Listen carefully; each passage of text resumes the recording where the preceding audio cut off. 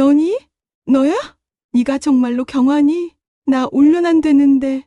난 울 자격이 없는데. 어떡하니? 미안해서 어떡하니? 아니에요. 전 괜찮았어요. 잘 살았어요. 너무 보고 싶었어, 경화야. 엄마가 진짜 내 새끼가 너무너무 보고 싶어서 죽고 싶다. 죽고 싶다. 그러면서 살았어? 죽더라도 너를 꼭 보고 죽어야 할 것 같아서 자식 새끼 잃어버리고도 여태 살고 있었어. 고맙다. 이렇게 살아있어 줘서, 이렇게 잘 커줘서 전부 다 고맙다. 안녕하세요. 제 이름은 김경화입니다. 오늘 여러분께 제가 걸어온 인생의 이상한 여정을 들려드리려 합니다. 저는 제 자신이 죽은 사람으로 등록된 채 30년을 살았습니다. 제 이야기는 한국의 작은 강가 마을에서 시작됩니다.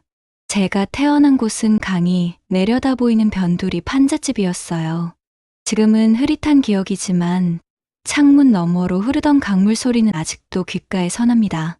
그 작은 집에서 20살간 넘은 젊은 엄마와 함께 살았죠. 경화야, 오늘은 국이 좀 싱겁지? 엄마가 소금 넣는 걸 깜빡했네. 괜찮아요. 엄마 밥만 있어도 맛있어요. 엄마는 강단 있고 다부진 여성이셨어요. 아버지는 제가 태어나기 직전 공사장 사고로 세상을 떠나셨기 때문에 엄마는 혼자서 저를 키우셨습니다. 새벽에는 재래시장에서 채소 분류 일을 하고 낮에는 식당에서 설거지를, 저녁에는 분식집에서 포장 일을 했죠. 쉼없이 일하는 엄마의 손에는 늘 물집이 잡혀 있었어요. 엄마가 일을 나가시면 저는 주로 동네 언니, 오빠들과 함께 놀았습니다. 우리는 강둑을 따라 뛰어다니며 숨바꼭질을 하고 물수제비를 뜨고 때로는 작은 개구리를 잡기도 했죠.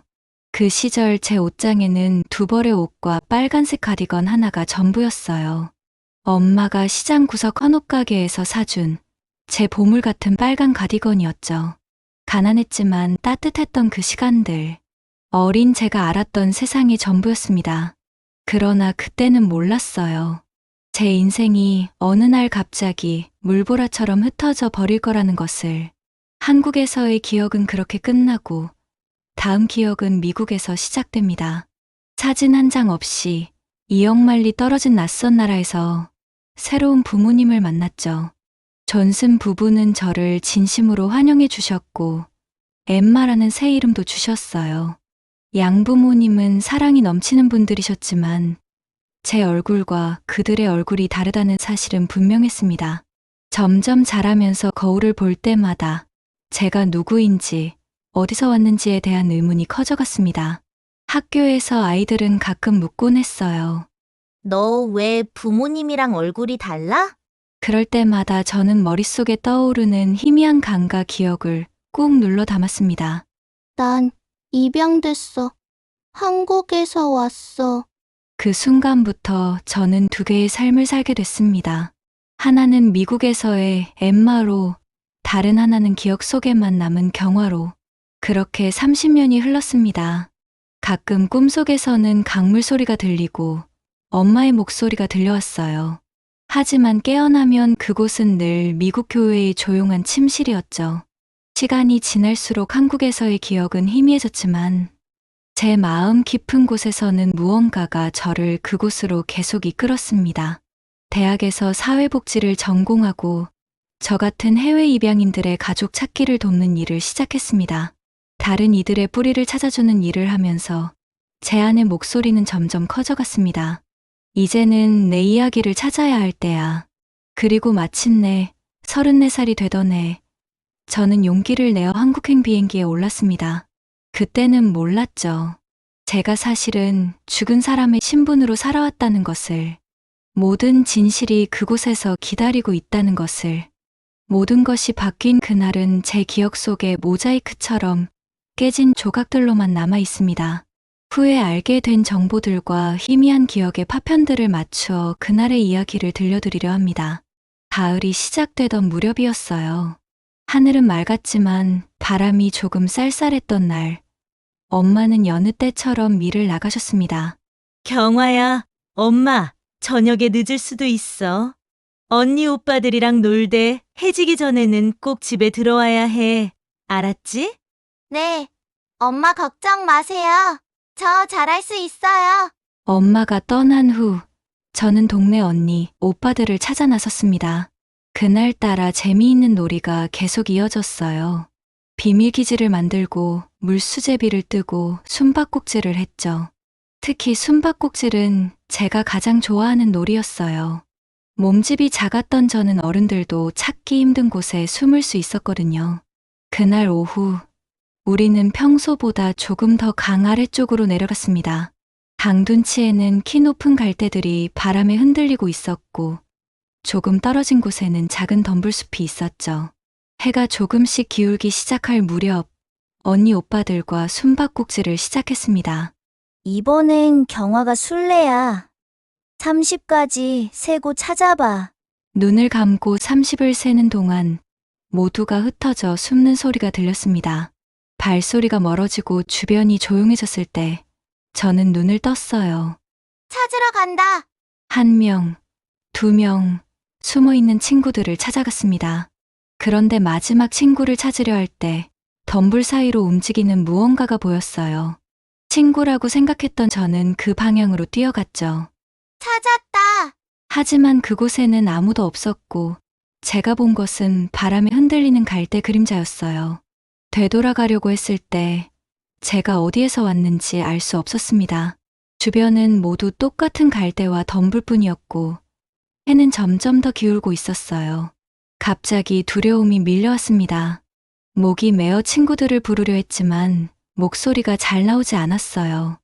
여기저기 달리며 친구들과 집으로 가는 길을 찾아 헤맸습니다. 시간이 얼마나 흘렀는지 모르겠어요. 해는 이미 지고 어둠이 내리기 시작했습니다.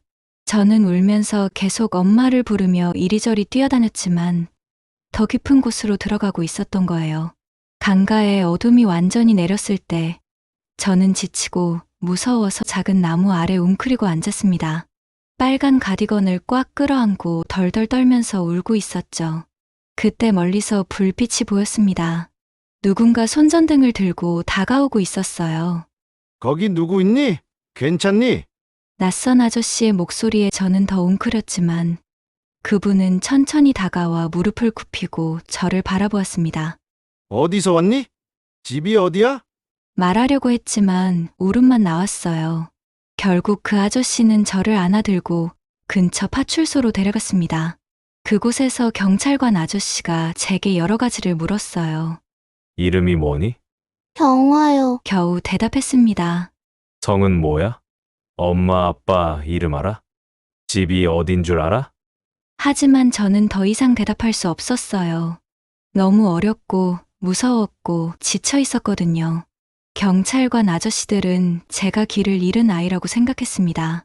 그날 밤, 저는 파출소에서 담요를 덮고 잠들었어요.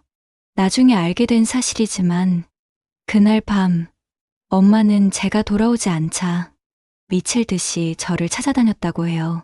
동네 사람들과 함께 강가를 뒤지며 제 이름을 외쳤지만 저는 이미 다른 방향으로 가고 있었습니다. 파출소에서는 며칠 동안 제 신원을 확인하려 했지만 어린 저는 주소도 엄마의 전체 이름도 또렷이 말하지 못했습니다. 당시에는 지금처럼 전산망이 발달하지 않아 다른 지역 파출소와의 정보 공유도 원활하지 않았고요. 결국 경찰관들은 저를 일시 보호소로 보냈고 그곳에서 다시 고아원으로 가게 됐습니다. 그리고 얼마 지나지 않아 저는 해외 입양 대기 명단에 올라갔습니다. 그렇게 제 삶은 완전히 다른 방향으로 흘러갔어요. 저는 제가 강물에 빠져 사망한 것으로 기록된 채 새로운 삶을 시작하게 되었습니다. 제 인생의 첫 번째 장이 끝나고 다른 이야기가 시작되는 순간이었죠. 제가 실종된 그날 밤, 강변에서는 완전히 다른 이야기가 펼쳐지고 있었습니다. 이 부분은 훗날 동네 분들을 통해 전해 들은 이야기입니다. 엄마가 일을 마치고 집에 돌아왔을 때 저는 없었고 동네 아이들은 제가 숨바꼭질 중에 사라졌다고 말했다고 해요. 엄마는 즉시 동네 사람들을 모아 저를 찾기 시작했습니다. 손전등을 들고 강변을 뒤지며 밤새 제 이름을 불렀다고 해요. 새벽이 되자 마을 사람들이 더 많이 모여 수색이 본격화되었습니다. 경화야, 경화야, 대답 좀 해봐. 밤새 울부짖던 엄마의 목소리가 아침이 되자 점점 희미해졌다고 합니다. 그리고 강변 덤불 사이에서 제가 신고 있던 운동화, 한 짝과 소중히 여기던 빨간 가디건이 발견되었습니다. 이 순간이 모든 것을 바꿨어요.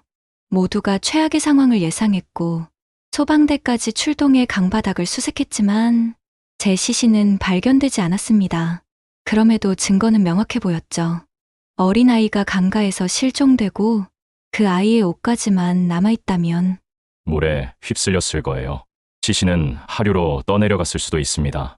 소방대장의 이 한마디에 엄마는 그 자리에서 쓰러졌다고 합니다. 이웃들은 엄마가 정신을 잃고 쓰러지는 모습을 절대 잊을 수 없다고 말했어요. 의식을 되찾은 후에도 엄마는 며칠 동안 말을 하지 못했다고 합니다. 그리고 며칠 후 엄마는 끝내 제 죽음을 인정할 수밖에 없었습니다. 사망 신고가 접수되었고 제 호적에는 사망이라는 도장이 찍혔습니다. 저는 법적으로 이 세상에 존재하지 않는 사람이 되었죠. 그렇게 강가에 비극은 막을 내렸지만 강 건너편 세계에서는 새로운 이야기가 시작되고 있었습니다. 저는 보호소에서 고아원으로 다시 입양기관으로 옮겨졌습니다. 제 기록에는 경화라는 이름과 대략적인 나이만 적혀 있었어요. 부모님에 대한 정보는 불명으로 처리되었죠. 그리고 얼마 지나지 않아 미국의 한 가정에서 저를 입양하기로 결정했습니다. 비행기를 타고 미국으로 가는 날, 저는 창문 너머로 구름 위의 풍경을 바라보며 한국에서의 기억을 점점 흐릿하게 지워갔습니다. 5살짜리 아이에게 그건 너무 큰 혼란이었으니까요. 미국에 도착했을 때 존슨 부부가 환한 미소로 저를 맞이했습니다. 그들은 따뜻했고 제게 엠마라는 새 이름을 주었습니다. 그렇게 저는 경화에서 엠마로 다시 태어났죠. 처음 몇 주는 정말 힘들었어요. 언어도 다르고 음식도 다르고 모든 게 낯설었으니까요. 밤마다 울면서 엄마를 찾았지만 점차 그 기억도 희미해졌습니다. Emma, it's okay now. It's your family. We love you so much. 사랑해요. 엄마, 아빠. 서툰 영어로 처음 사랑해요라고 말했던 그 순간 양부모님의 눈에 눈물이 고였던 기억이 납니다. 그분들은 정말 좋은 분들이었어요. 모든 사랑과 지원을 아끼지 않았죠. 하지만 학교에 다니기 시작하면서 현실은 조금씩 달라졌습니다. 미국 중서부 작은 마을에서 아시아계 아이는 저 하나뿐이었거든요. 아이들은 호기심 많고 때로는 잔인했습니다. 너 눈이 왜 그래? 왜 부모님이랑 생김새가 달라? 너네 나라로 돌아가. 이런 말들이 제게 상처를 주었지만 동시에 더 강해지는 계기가 되기도 했습니다. 저는 영어 발음을 완벽하게 교정하기 위해 밤늦게까지 연습했고 성적을 최상위권으로 유지했으며 아시아 역사에 대한 발표를 자원해서 했죠. 양부모님은 제가 한국 문화를 잊지 않도록 도와주셨어요. 한인 축제에 데려가 주시고 가끔 한국 음식점에서 식사도 했죠. 하지만 그런 노력에도 불구하고 제 뿌리와의 연결은 점점 희미해졌습니다. 대학에 진학해 사회복지를 전공하기로 결정했을 때 그것은 어쩌면 제 내면의 상처를 치유하기 위한 선택이었는지도 모릅니다. 저는 특히 국제입양과 문화적 정체성에 관심을 갖게 되었고 졸업 후에는 해외 입양인들의 가족 찾기를 돕는 일을 시작했습니다. 그 일을 하면서 다른 입양인들의 이야기를 듣고 그들이 자신의 뿌리를 찾아가는 과정을 지켜보았습니다. 어떤 이는 생물학적 가족과 재회했고 어떤 이는 애써 찾았지만 결국 실패하기도 했죠. 그러면서 제 자신의 이야기가 점점 마음속에서 커졌습니다. 저도 언젠가는 제 뿌리를 찾아야겠다는 생각이 들었죠. 하지만 그때까지만 해도 저는 몰랐습니다. 제가 사실은 죽은 사람으로 살아왔다는 것을, 그리고 엄마가 30년 동안 저를 위해 제사를 지내왔다는 사실을요. 어린 시절 한국에서의 희미한 기억과 모국에 대한 그리움은 제 마음속에서 오랫동안 자리했습니다. 대학에서 사회복지를 전공하면서 저는 점점 더 해외 입양인들의 정체성 문제에 관심을 갖게 되었어요. 제 삶의 퍼즐 조각을 맞추고 싶다는 열망이 커졌죠. 졸업 후 저는 국제입양기관에서 일하면서 저와 비슷한 해외 입양인들이 친가족을 찾는 일을 돕기 시작했습니다. 그곳에서 만난 많은 한국계 입양인들은 자신의 뿌리를 찾기 위해 고군분투하고 있었어요. 어떤 이들은 성공적으로 친가족을 만났고 어떤 이들은 끝내 찾지 못했죠. 매일 다른 사람들의 이야기를 들으면서 제 내면의 목소리는 점점 커져갔습니다. 저도 언젠가는 제 이야기의 시작을 찾아야 할 때가 올 것이라고 느꼈어요. 엠마, 넌 다른 입양인들이 가족을 찾도록 이렇게 열심히 돕고 있는데 왜 네 가족은 찾지 않니? 동료가 어느 날 물었습니다. 솔직히 말하면 두려워요. 내가 찾지 못할까봐. 아니면 찾았는데 그들이 나를 원하지 않을까봐. 그렇게 몇 년이 더 흘렀고 제가 34살이 되던 해 마침내 용기를 내어 친부모 찾기에 나서기로 결심했습니다. 양부모님께 이 결정을 알렸을 때 그분들은 제 결정을 전적으로 지지해 주셨어요. 엠마, 네가 누구인지 알아가는 여정은 네 인생에서 중요한 부분이야. 우리는 항상 네 편이란다. 양아버지가 말씀하셨습니다. 고마워요, 아빠, 엄마. 이건 제가 당신들을 덜 사랑한다는 의미가 아니에요. 그냥 저 자신을 완전히 이해하고 싶은 거예요. 양부모님의 축복 아래 저는 한국행 비행기 티켓을 예약했습니다. 출발하기 전 제 입양 서류들을 다시 한번 꼼꼼히 살펴보았어요. 이 서류들은 제 양부모님이 소중히 보관해 오신 것들로 제 인생의 첫 번째 장을 보여주는 유일한 공식 기록이었죠. 그런데 서류들을 자세히 들여다보니 이상한 점들이 눈에 띄기 시작했습니다. 3개의 다른 서류에 기재된 제 출생지와 발견 장소, 심지어 생년월일까지 서로 일치하지 않았어요. 입양 서류에는 부모 불명의 고아라고 기재되어 있었지만 또 다른 서류에는 강가에서 발견된 아동이라고 적혀 있었습니다. 그리고 보호시설 전산 기록에는 시장 인근 6이라고 표시되어 있었죠. 이 모순된 정보들은 제게 첫 번째 단서였습니다. 무언가 맞지 않는 부분이 있었고 이 불일치는 제 과거에 대한 더 깊은 의문을 불러일으켰습니다. 사실 관계가 제대로 확인되지 않은 채 해외 입양이 진행된 것일까요? 아니면 단순한 행정적 실수였을까요? 한국에 도착한 첫날, 저는 입양인 지원단체를 찾아갔습니다. 그곳에서 다른 해외 입양인들을 만나고 한국에서의 가족 찾기에 대한 조언을 얻었어요. 그들의 권유에 따라 한국 입양인 연대 모임에 가입하고 DNA 등록도 했습니다. DNA 매칭은 요즘 많은 입양인들에게 희망이 되고 있어요. 특히 오래된 입양 케이스에서요. 지원단체 직원이 말했습니다. 정말 도움이 될까요? 제 경우는 30년이나 지났고 정확한 출생 정보도 없는데 몇 주 후 DNA 검사 결과가 돌아왔습니다. 조회 불가. 시스템에서 일치하는 결과를 찾을 수 없었다는 뜻이었죠. 실망스러웠지만 저는 포기하지 않기로 했습니다. 대신 직접 제가 자랐을 것으로 추정되는 지역을 찾아가기로 결정했어요. 입양 서류에 언급된 지역을 방문하면서 저는 지역 주민들에게 30년 전 실종된 어린 소녀에 대해 물어보기 시작했습니다. 대부분의 사람들은 기억하지 못했지만 한 노인분이 흥미로운 이야기를 들려주셨어요. 강가에서 실종된 아이라. 그 이야기라면 기억나네. 큰 수색이 있었고 결국 아이는 익사한 것으로 추정됐지. 어머니는 완전히 망가졌다더군. 이 이야기는 제 가슴을 무겁게 했습니다. 만약 제가 그 아이라면 제 어머니는 30년 동안 저를 죽은 것으로 알고 살아온 것일까요? 이 생각은 너무나 고통스러웠지만 동시에 제 가족을 찾기 위한 의지를 더욱 강하게 만들었습니다. 다음 날, 저는 지역 관공서를 찾아가 당시 기록들을 조회해달라고 요청했습니다. 그리고 거기서 가장 충격적인 사실을 알게 되었습니다. 제 이름과 일치하는 호적이 있었지만 그 호적에는 사망이라는 도장이 찍혀 있었던 거예요. 저는 법적으로 이미 죽은 사람이었습니다. 30년 동안 저는 죽은 사람의 신분으로 살아온 것이었죠. 호적에 사망이라고 찍혀 있는 제 이름을 보았을 때의 충격은 말로 다 표현할 수 없습니다. 제가 공식적으로 죽은 사람이라는 사실이 그제서야 실감났어요. 순간 머릿속이 하얘지면서 다리에 힘이 풀렸습니다. 서류를 보여주던 공무원은 제 표정이 변하는 것을 보고 물 한 잔을 건네주었죠. 괜찮으세요? 얼굴이 하얘지셨는데요.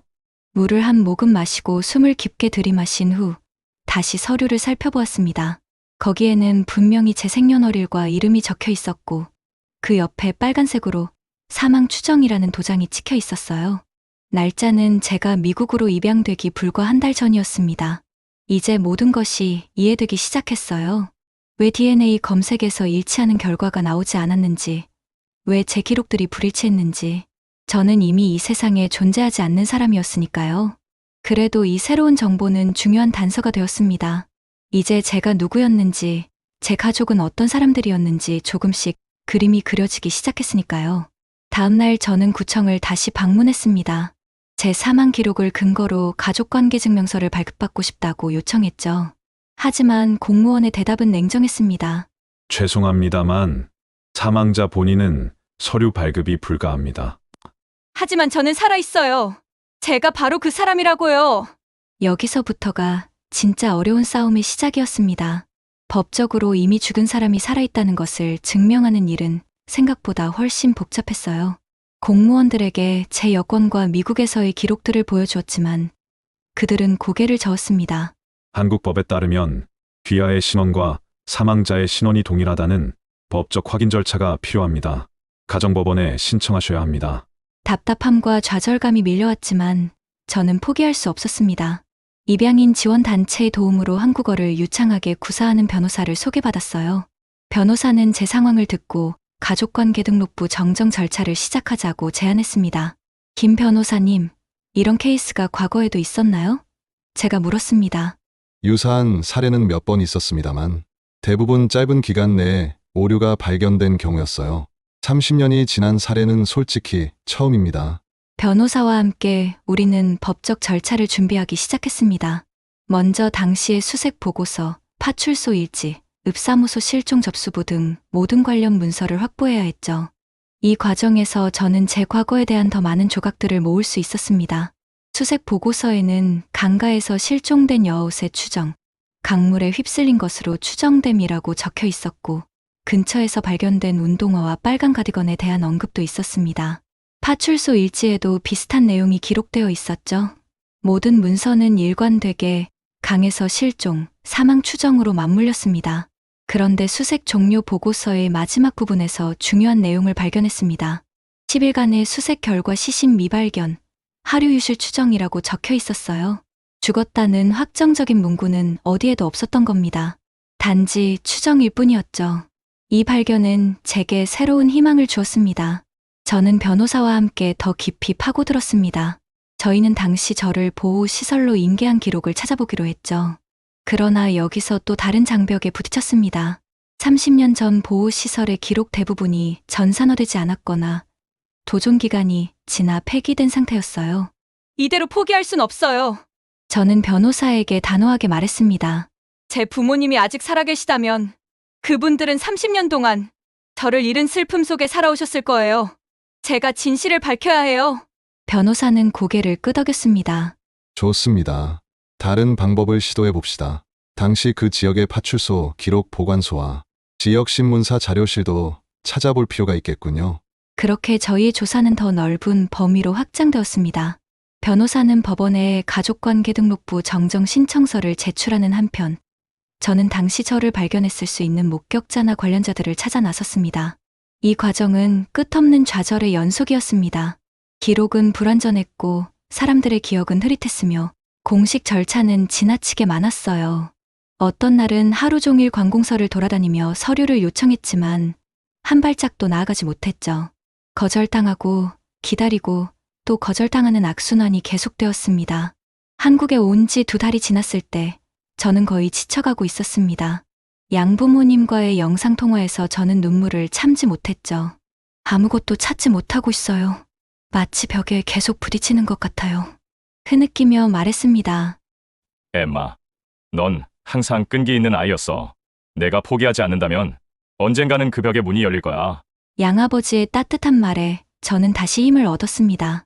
다음 날 변호사로부터 연락이 왔습니다. 법원에서 제 신청을 검토 중이며 신원 확인을 위한 DNA 검사와 추가 증거 자료를 요청했다고 했습니다. 이것은 작은 진전이었지만 적어도 완전히 거부당한 것은 아니었습니다.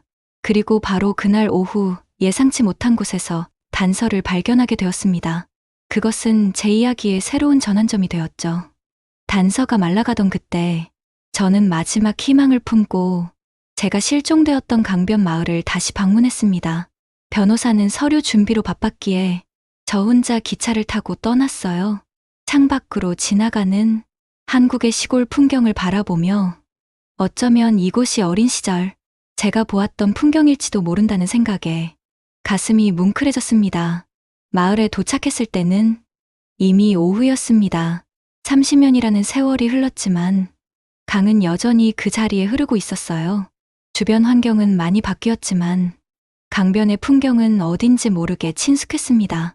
마을 어르신들께 제 이야기를 들려드리며 도움을 청했지만 대부분은 기억하지 못하거나 이미 돌아가신 상태였습니다. 절망감이 밀려오던 차에 한 마을 주민이 오래된 사진관을 소개해 주었습니다. 혹시 정 사진관을 아시나요? 정 할아버지는 50년 넘게 이 동네 사진을 다 찍으셨어요. 그분이 아직 살아계시면 뭔가 기억하실지도 모르겠네요. 희미한 기대를 품고 사진관을 찾아갔습니다. 낡은 간판이 걸린 작은 가게 앞에 서자 묘한 감정이 밀려왔어요. 문을 열고 들어가자 나무 바닥이 삐걱거렸고 오래된 카메라와 액자들이 벽을 장식하고 있었습니다. 카운터 뒤에 백발이 성성한 할아버지가 앉아 계셨어요. 제가 다가가자 안경 너머로 저를 유심히 바라보셨습니다. 무슨 일로 오셨나요, 아가씨? 제 이야기를 처음부터 끝까지 들려드렸습니다. 30년 전 실종된 아이, 강가에서 발견된 신발과 가디건, 사망으로 처리된 호적, 그리고 진실을 찾기 위한 제 여정까지. 할아버지는 깊은 생각에 잠기더니 천천히 일어나셨습니다. 30년 전이라 잠시만 기다려보세요. 할아버지는 뒷방으로 들어가셨고 저는 가슴을 두근거리며 기다렸습니다. 약 10분 후 그분은 먼지가 쌓인 상자를 들고 나오셨어요. 이건 내가 보관해온 필름 원본들이에요. 30년 전 강가 축제와 동네 아이들 사진이 있을 거예요. 떨리는 손으로 할아버지는 상자를 열고 오래된 필름통들을 꺼내셨습니다. 하나하나 날짜를 확인하며 찾던 중 한 통을 발견하고는 바로 이거야 라고 외치셨어요. 이건 실종 사건이 있기 바로 전날 찍은 거예요. 강둑에서 동네 아이들 단체 사진을 찍어달라고 해서 갔었지. 할아버지는 필름을 조심스럽게 꺼내 빛에 비춰보았습니다. 그리고는 컴퓨터에 연결된 스캐너로 필름을 스캔하기 시작했어요. 저는 숨을 죽이고 화면을 바라보았습니다. 스캔이 완료되자 흑백 사진이 모니터에 나타났습니다. 강둑에 모여있는 아이들, 그리고 맨 앞줄 오른쪽에 빨간 가디건을 입은 작은 소녀가 있었어요. 할아버지가 더 선명하게 확대하자 저는 숨을 들이켰습니다. 그 아이의 눈, 코, 입, 마치 어린 시절 제 모습을 보는 것 같았어요. 이게 저인가요? 떨리는 목소리로 물었습니다. 글쎄, 그건 아가씨가 더 잘 알겠지. 하지만 이 아이가 입은 빨간 가디건은 특이했어. 동네에서 그런 가디건은 흔치 않았거든. 사진을 자세히 살펴보니 가디건 소매에 작은 꽃 모양 자수가 있었습니다. 어렴풋이 기억나는 디테일이었어요. 이 사진은 제가 찾던 첫 번째 물리적 증거였습니다. 이제 저는 제 기억이 실제였다는 것을 확신할 수 있었어요. 할아버지, 혹시 사진에 찍힌 다른 아이들도 기억나세요? 그들이 누군지 아시나요? 응. 이 아이는 김씨네 큰아들. 이 아이는 할아버지는 몇몇 아이들의 이름을 기억해내셨습니다. 저는 그 이름들을 모두 메모했어요. 살아있는 목격자들을 찾을 수 있는 실마리였으니까요. 할아버지의 도움으로 큰 단서를 얻은 저는 다음 목적지로 향했습니다. 바로 그날 저를 발견했다는 파출소였죠. 지금은 새 건물로 지어졌지만 오래된 기록은 지역경찰서 보관창고로 옮겨졌다고 했습니다. 경찰서에 도착해 사정을 설명하자 한 친절한 경찰관이 보관창고를 확인해보겠다고 했습니다. 몇 시간의 기다림 끝에 그는 먼지투성이 상자를 들고 돌아왔어요. 30년 된 기록이라 찾기 쉽지 않았습니다만 운이 좋았네요. 이건 그 당시 당직 일지입니다. 다만 경찰관이 망설이며 말을 이었습니다. 상자가 보관 중에 물에 젖은 적이 있어서 상태가 좋지 않아요. 그래도 한번 확인해 보세요. 물에 젖어 번진 장부를 조심스럽게 펼쳤습니다. 많은 부분이 판독 불가능했지만 날짜별로 정리되어 있어 제가 실종된 날을 찾는 것은 어렵지 않았어요. 그리고 마침내 찾았습니다. 비가 많이 내렸던 그날 밤의 기록이었어요. 22시 15분 미취학 여아 구조 추정. 나이 4에서 5세. 강변 덤불에서 발견 이름 경화. 진술 추가 인적사항 확인 불가. 23시 40분 보호자미 확인 임시보호 조치. 그리고 다음날 기록. 14시 30분 미확인 여아 지역보호시설로 인계. 이 기록은 제 기억과 일치했고 수색 종료 보고서와도 맞아떨어졌습니다. 저는 강에 빠진 것이 아니라 살아있었던 것이었고 파출소에서 보호받다가 시설로 인계된 것이었어요. 경찰관이 제 표정을 보더니 물었습니다. 뭔가 찾으셨나요? 네, 제가 살아있다는 증거를 찾았어요. 목이 메어 더 이상 말을 잇지 못했습니다. 경찰관은 제 상황을 이해한 듯했습니다. 이 기록의 사본을 만들어 드릴게요. 법적 절차에 도움이 될 거예요. 그날 밤 저는 호텔 방으로 돌아와 발견한 증거들을 정리했습니다. 흑백 사진 속 빨간 가디건을 입은 소녀, 그리고 물에 젖은 장부에 기록된 경화라는 이름. 퍼즐의 조각들이 맞춰지기 시작했습니다. 다음 날 아침, 저는 변호사에게 모든 것을 알렸습니다. 변호사는 희망적인 소식을 전해주었어요. 이 증거들은 결정적입니다. 특히 사진과 파출소 기록은 매우 중요해요. 이제 우리는 법원에 좀 더 강력한 주장을 할 수 있게 되었습니다. 저희는 즉시 법원에 제출할 추가 자료를 준비했고 동시에 사진 속 아이들을 찾아 나섰습니다. 어쩌면 그들이 그날의 사건을 기억하고 있을지도 모르니까요. 그리고 그 과정에서 저는 또 하나의 중요한 단서를 발견하게 됩니다. 제 이름 경화가 보호시설 기록에 어떻게 기재되었는지에 관한 것이었죠. 이 작은 발견이 제 인생을 완전히 바꾸게 될 줄은 그때는 몰랐습니다. 결정적인 증거들을 발견한 후 저는 더욱 깊이 파고들기로 했습니다. 파출소 기록과 사진은 제가 살아있었다는 것을 증명해 주었지만 여전히 풀리지 않은 의문이 있었습니다. 어떻게 저는 경화에서 호적상 사망으로 처리된 후 입양을 거쳐 엠마가 되었을까요? 그 답을 찾기 위해 저는 보호시설로 인계되었다는 기록을 따라 당시 지역 아동보호소를 수소문했습니다. 30년이 지나 많은 시설이 없어지거나 통합되었지만 다행히 그 지역 아동복지의 역사를 기록한 퇴직 사회복지사를 만날 수 있었습니다. 박 선생님은 70대의 온화한 눈빛을 가진 분이셨습니다. 제 이야기를 진지하게 들으신 후 그분은 오래된 개인 기록 노트를 꺼내셨어요.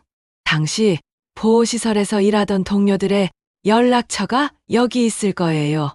한번 수소문해 볼게요. 며칠 후 박 선생님으로부터 연락이 왔습니다. 당시 그 보호시설에서 일했던 이 선생님을 찾았다는 소식이었어요. 그분을 만나기 위해 서울 근교의 작은 마을로 향했습니다. 이 선생님은 이제 은퇴하여 조용한 시골집에서 지내고 계셨습니다. 저를 반갑게 맞아주시며 차를 내어주셨어요. 30년 전 일이라 기억이 흐릿하지만 박 선생님이 말씀해 주신 상황이 떠오르네요. 당시 비 오는 날 파출소에서 데려온 여자아이가 있었어요. 그 아이가 저였을까요? 저는 떨리는 목소리로 물었습니다. 가능성이 높아요. 그 아이도 자신의 이름이 경화라고 했으니까요.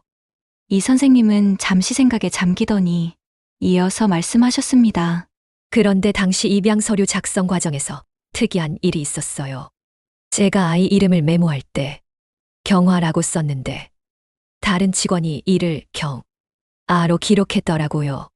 실수였던 거죠. 저는 숨을 들이켰습니다. 바로 이것이었습니다. 이름의 한 글자 차이, 맞춤법 하나가 30년의 운명을 바꿔놓았던 것입니다. 그래서 경화는 실종 후 사망으로 처리되고 경아라는 아이는 입양 시스템으로 들어간 거군요. 제가 중얼거렸습니다. 이 선생님은 고개를 끄덕이셨습니다. 당시는 컴퓨터 시스템도 제대로 없었고 문서는 수기로 작성했어요. 그런 실수가 발생할 수 있었죠. 이 발견은 저희의 법적 싸움에 큰 도움이 되었습니다. 변호사에게 이 사실을 알리자 그는 즉시 추가 증거로 법원에 제출했어요.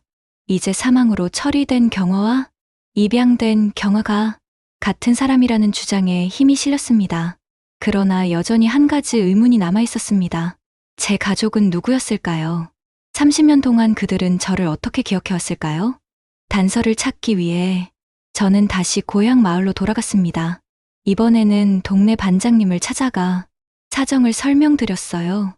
연세가 지긋하신 반장님은 제 이야기를 들으시더니 깊은 한숨을 내쉬셨습니다. 정말 비극적인 사건이었지. 어린 딸을 잃은 어머니의 슬픔이 마을 전체를 무겁게 했었어. 제 어머니를 아시나요? 가슴이 두근거리며 물었습니다. 직접 아는 사이는 아니었지만 그 사연은 알고 있어요. 김미경 씨라고. 당시 20살간 넘은 젊은 엄마였죠. 남편은 공사장 사고로 일찍 떠나고 혼자 어린 딸을 키우던 분이었어요. 저는 처음으로 제 어머니의 이름을 듣게 되었습니다. 김미경, 그 이름을 속으로 되뇌어 보았습니다. 반장님은 계속 말씀하셨습니다. 딸이 강에서 실종된 후 미경 씨는 완전히 달라졌어요. 몇 달 동안 말도 없이 지내다가 결국 마을을 떠났죠. 몇 년 후 들리는 소문에 의하면 다시 이 근처로 돌아왔다고 하더군요. 지금도 이 근처에 살고 계신가요? 희망을 품고 물었습니다. 그건 잘 모르겠네요. 하지만 반장님은 잠시 망설이더니 말을 이었습니다. 매년 초겨울 딸이 실종된 날이면 강가에 누군가 찾아와 제사상을 차리는 것을 본 사람들이 있어요. 아마도 미경 씨일 거예요. 제 눈에서 눈물이 흘렀습니다. 어머니는 30년 동안 저를 위해 제사를 지내왔던 것입니다. 죽은 줄로만 알았던 딸을 위해 매년 그 차가운 강가에서 혹시 미경 씨에 대해 더 아시는 분이 계실까요? 떨리는 목소리로 물었습니다. 옆마을 경로당에 박순자 할머니가 계세요. 그분은 미경 씨와 가까웠다고 들었어요. 혹시 더 알고 있을지도 모르겠네요. 다음 날 아침 일찍 저는 옆마을 경로당을 찾아갔습니다. 박순자 할머니는 80이 넘은 연세에도 정정하셨고 제 이야기를 듣자 놀라움을 감추지 못하셨어요. 세상에, 정말 너가 그 아이니? 할머니의 눈에 눈물이 고였습니다. 네, 할머니, 제가 김미경 씨의 딸 경화입니다. 어머니께서 어떻게 지내시는지 알고 싶어요. 할머니는 떨리는 손으로 제 얼굴을 쓰다듬으셨습니다. 미경이는 내가 실종된 후 몇 년 동안 방황했어. 그러다 다시 이 근처로 돌아와 조용히 살고 있지. 지금은 건강이 좋지 않아서 멀리 걷지 못해. 그래서 내가 가끔 도와주곤 해. 어디 계신지 알려주실 수 있을까요? 간절히 부탁드렸습니다. 할머니는 잠시 고민하시더니 고개를 끄덕이셨어요. 미경이에게 먼저 이야기해야 할 것 같아. 너무 갑작스러운 소식에 충격받을 수도 있으니까 내가 먼저 가서 이야기해 볼게. 할머니의 제안에 동의했습니다. 이미 30년을 기다렸는데 하루 이틀 더 기다리는 것쯤이야. 할머니는 제 연락처를 받아 적으시고는 내일 소식을 전해주겠다고 약속하셨습니다. 그날 밤, 저는 호텔방에서 뜬 눈으로 밤을 지새웠습니다. 어머니를 만날 생각에 너무 설레고 긴장되었어요. 어머니는 어떤 모습일까? 나를 알아보실까? 무슨 말부터 해야 할까? 수많은 생각이 머릿속을 맴돌았습니다. 다음 날 오전, 기다리던 할머니의 전화가 왔습니다. 떨리는 목소리로 말씀하셨어요. 미경이에게 이야기했어. 처음에는 믿지 않더구나. 하지만 내가 빨간 가디건 이야기를 했다고 전했더니 그제서야 조금씩 믿기 시작했어. 오늘 오후 3시 마을 경로당으로 오렴. 미경이가 널 만나고 싶어 해. 전화를 끊은 후 저는 기쁨과 두려움이 뒤섞인 감정에 한동안 움직일 수 없었습니다. 드디어 30년 만에 어머니를 만나게 될 순간이 왔습니다. 기다리던 오후 3시가 다가왔습니다. 저는 깔끔한 옷차림으로 마을 경로당 앞에 서 있었습니다. 손에는 작은 선물 상자를 들고 있었어요. 무엇을 준비해야 할지 몰라 고민하다가 결국 따뜻한 머플러를 선택했습니다. 제 어머니가 강가에서 제사를 지내실 때 춥지 않기를 바라는 마음으로요. 경로당은 생각보다 조용했습니다. 평소 같으면 어르신들이 모여 이야기를 나누거나 텔레비전을 보고 계실 시간이었지만 오늘은 특별히 비워두셨나 봅니다. 문을 열고 들어서자 박순자 할머니가 반갑게 맞아주셨어요. 왔구나. 미경이는 저기 있어. 할머니가 가리킨 방향으로 고개를 돌렸습니다. 그리고 거기에 제 어머니가 계셨습니다. 조그마한 최고의 여성이 창가에 앉아 있었어요. 검게 그을린 손은 오랜 세월 고된 노동을 해왔음을 말해주고 있었고 주름진 얼굴에는 30년의 슬픔이 깊게 새겨져 있었습니다. 하지만 그 눈빛만은 생기 있게 빛나고 있었어요. 그 눈빛은 제가 어렴풋이 기억하던 그 따뜻한 눈빛이었습니다. 심장이 빠르게 뛰었습니다. 다리가 떨려왔어요. 천천히 어머니께 다가갔습니다. 안녕하세요. 어머니. 제 목소리를 들으신 어머니는 천천히 고개를 돌리셨습니다. 그리고 저를 바라보는 순간 눈에서 눈물이 흘러내렸습니다. 떨리는 손이 제 얼굴을 향해 천천히 올라왔습니다. 너니? 너야? 너야 정말로 경화야? 엄마, 울면 안 되는데. 난 울 자격이 없는데. 어떡하니 미안해서 어떡하니. 아니에요. 전 괜찮았어요. 잘 살았어요. 너무 보고 싶었어, 경화야. 엄마가 진짜 내 새끼가 너무너무 보고 싶어서 죽고 싶다. 그러면서 살았어? 죽더라도 너를 꼭 보고 죽어야 할 것 같아서 자식 새끼 잃어버리고도 여태 살고 있었어. 고맙다. 이렇게 살아있어줘서, 이렇게 잘 커줘서 전부 다 고맙다. 어머니의 손이 제 얼굴을 조심스럽게 더듬었습니다. 그 손길에는 30년의 그리움과 믿기지 않는 놀라움이 담겨 있었어요. 말을 잇기가 힘들었습니다. 목이 메어 더 이상 말이 나오지 않았어요. 그저 어머니의 손을 잡고 끄덕일 뿐이었습니다. 나 때문에 많이 춥고 배고팠지. 엄마가 너를 잘 지키지 못했어. 어머니의 말씀에 저는 고개를 저었습니다. 아니에요, 어머니. 제가 늦었죠. 근데 저 살아있었어요. 그날 물이 데려간 게 아니라 사람들이 절 데려갔대요. 제 설명을 들으시며 어머니는 계속 눈물을 흘리셨습니다. 할머니가 조용히 방을 나가며 문을 닫아주셨고 이제 그 작은 방에는 저와 어머니만이 남았습니다. 어머니는 잠시 저를 바라보시더니 문득 물으셨습니다. 내가 입었던 가디건 색깔 기억나니? 빨간색이었어요. 소매에 작은 꽃 자수가 있었죠. 그 말에 어머니의 눈에서 더 많은 눈물이 흘러내렸습니다. 길 가다가 빨간 가디건 입은 여자아이만 보면 미친 듯이 뛰어가고 해 뜨면 정신 나간 여자처럼 널 찾아다니다. 해 떨어지면 집으로 와. 온 방바닥을 기어다니며 얼마나 자책했는지 몰라. 저는 어머니의 굳은 손을 제 양손으로 꼭 감쌌습니다. 그 손은 차갑고 거칠었지만 세상에서 가장 따뜻하게 느껴졌습니다. 세월이 흐르고 많은 것이 변했지만 그 사랑의 표현만은 변하지 않았습니다. 그날 저녁, 저는 어머니가 사시는 작은 집으로 함께 갔습니다. 좁고 소박한 집이었지만 곳곳에 정갈하게 정리된 물건들이 어머니의 성격을 보여주는 것 같았어요. 벽에 걸린 사진 한 장이 눈에 들어왔습니다. 희미한 흑백 사진 속에는 어린 제 모습이 있었어요. 유일하게 남은 내 사진이야. 너무 낡아서 거의 보이지 않지만 매일 보며 살았단 나. 어머니는 작은 상자를 꺼내 보여주셨습니다. 그 안에는 제가 신었던 작은 운동화 한 짝과 빨간 가디건의 조각이 소중히 보관되어 있었어요. 30년 동안 어머니는 이것들을 지켜오셨던 것입니다. 이야기를 나누며 우리는 서로의 삶을 조금씩 알아갔습니다. 저는 미국에서의 생활, 양부모님, 그리고 입양인들의 가족 찾기를 돕는 제 일에 대해 이야기했어요. 어머니는 저를 잃은 후의 고통스러운 시간들, 여러 일자리를 전전하며 살아온 이야기, 그리고 몇 년 전부터 관절염이 심해져 일을 줄였다는 이야기를 해주셨습니다. 밤이 깊어갈수록 우리 사이의 30년이라는 시간의 간극은 조금씩 좁혀지는 것 같았습니다. 완전히 메울 수는 없겠지만 앞으로 함께 할 시간들로 조금씩 채워갈 수 있을 것이라는 희망이 생겼어요. 다음 날, 저는 변호사에게 모든 상황을 설명했습니다. 어머니와의 만남, 제 본명이 김경화라는 사실, 그리고 앞으로의 계획까지. 변호사는 가족관계 복구 절차를 계속 진행하겠다고 했고, 며칠 후 법원으로부터 반가운 소식이 왔습니다.